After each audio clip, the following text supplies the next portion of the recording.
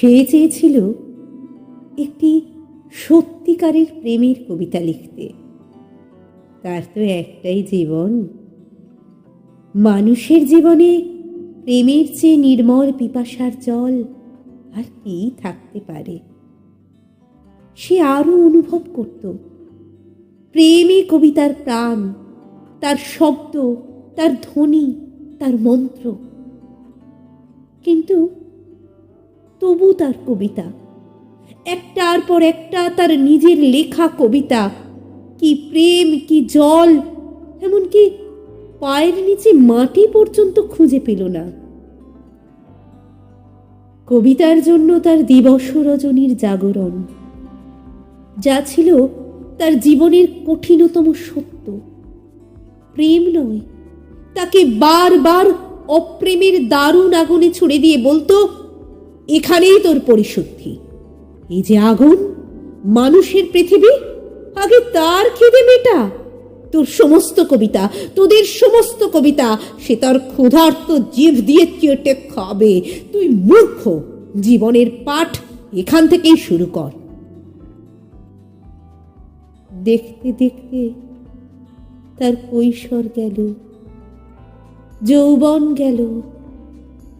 এখন তার মাথার সব চুল সাদা, হাতের 5 আঙুলে মাঘের শীত।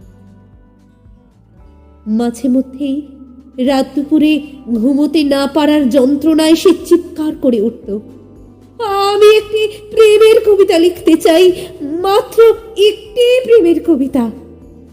আর তখনই শোনা যেত তার মাথার ভিতর, তার বুকের মধ্যে সেই কঠিন তিরস্কার, বুড়ো হয়ে গেলি, এখনো স্বপ্ন দেখছিস?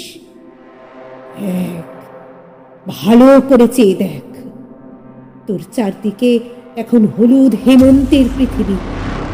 কিন্তু তারপর কি দেখছিস?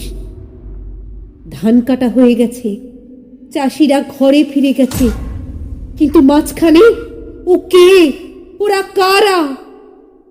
দেখতে দেখতে তার পাকা ধানের হলুদ পৃথিবী খুন খারাপি লাল, লাল থেকে আগুন, আবার আগুন।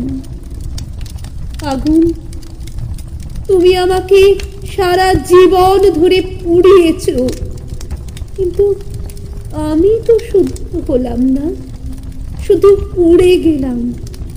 আমি সারা জীবন শুধু হাজার হাজার মানুষের দীর্ঘশ্বাস, তাদের সর্বনাশ আমার জটায় বেঁধে সরস্বতী নদীর জলে ঝাঁপ দিতে গেলাম।